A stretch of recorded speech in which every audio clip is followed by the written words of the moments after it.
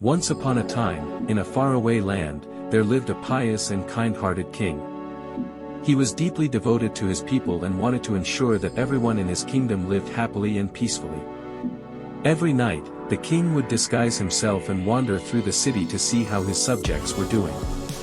Dressed like an ordinary man, he would quietly listen to the people's joys and sorrows, trying to understand their lone night. As the king walked through a dark street, a group of robbers, not recognizing him, suddenly attacked.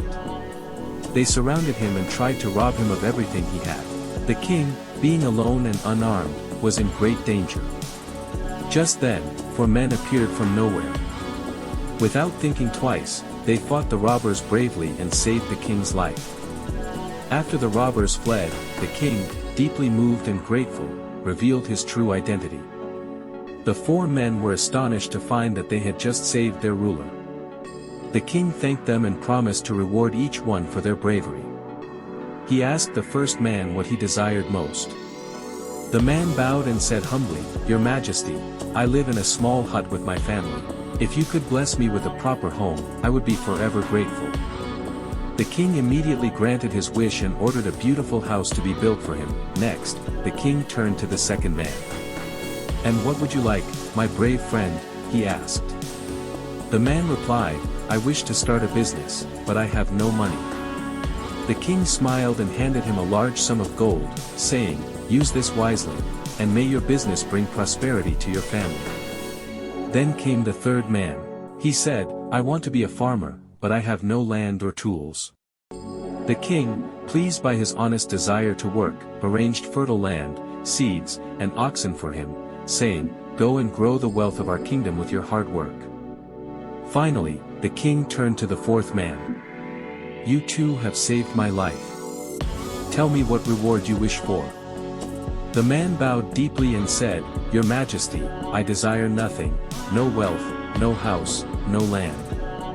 All I ask is that you come once a year as my guest and spend some time in my humble cottage." The king was touched by the man's simple and selfless request.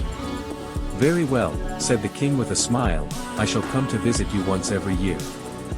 However, when the king returned to his palace, his minister was worried. "Your Majesty," he said, "what have you done? If you visit him, he must have a grand palace to host you. Otherwise, how can a king be a guest in a poor man's hut? It would be improper." The minister thought for a while and then suggested, "Why don't you give your daughter in marriage to this wise young man? He is intelligent, humble, and brave. Along with your daughter, grant him half of your kingdom.